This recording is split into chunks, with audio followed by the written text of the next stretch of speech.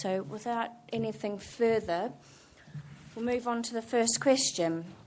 The Unitary Development Plan, which is our current policy framework, takes a matrix approach to new entertainment uses, and there is a table within the briefing note itself. There's also some printouts on the wall, around the wall. And that approach varies depending on the location, size and type of entertainment uses, as well as a number of individual policy criteria, including the impact on residential amenity.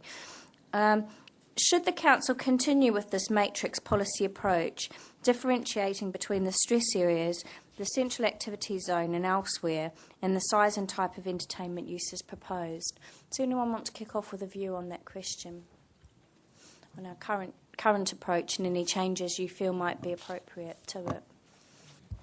Yes, and Mr. Woodham afterwards, Roger. I feel that you have struck the right balance really with most of these plans, and that I think the matrix approach is a very helpful one.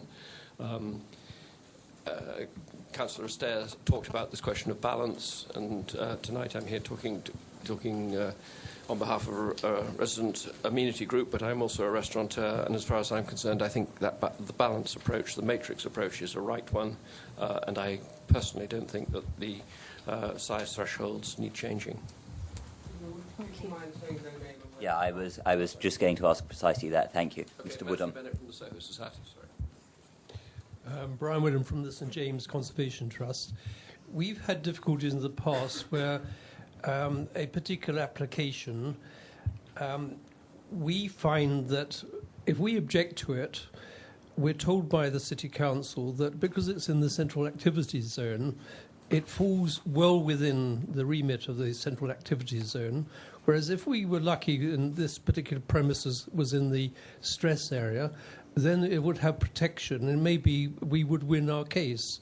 Time and time again, we've tried to get St James moved eastwards into the central stress area because it will give the protection we would like against too many restaurants.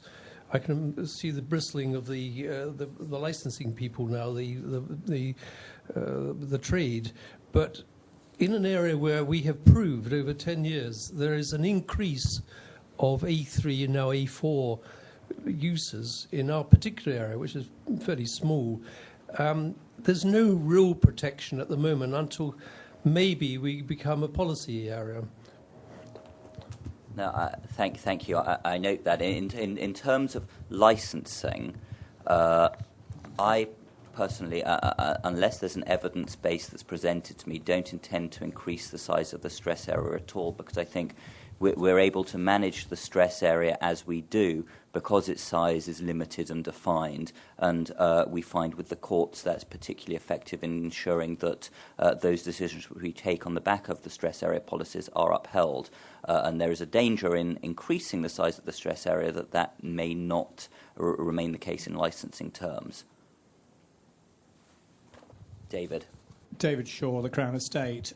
In principle, we're certainly supportive of the matrix approach that's outlined, but we would like to see some level of flexibility, particularly where the specific proposals are ones that can demonstrate a minimal impact on the surrounding environment.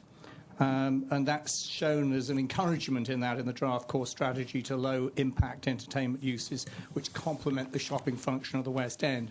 And the Crown Estate's interests, I'm specifically talking about here, are their interests in Regent Street and that area. Are there any particular uses you would want to suggest? Yes, we're talking about sort of fill-in uses for restaurants where there's already an area of restaurant within a stress area, but where it can, if it can be evidenced that the fill-in is in fact going to be low impact on residents. Taking the point that was being made earlier by St James Conservation Society, understanding that point. Thank you. Were there any other views about the matrix approach that we have at the moment? Are there any views that people have generally on stress areas or central activity zones more globally? So a contented bunch of people. Good. Okay.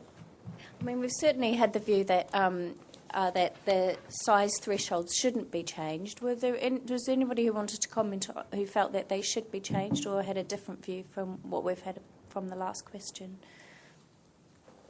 on the thresholds. No, fine.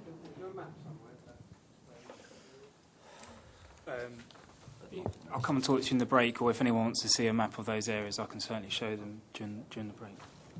It is online as well. It is online, yeah. It's contained within our unitary development plan, Chapter 8. All the maps are in there, but I'm certainly happy to show anyone who wants to see them.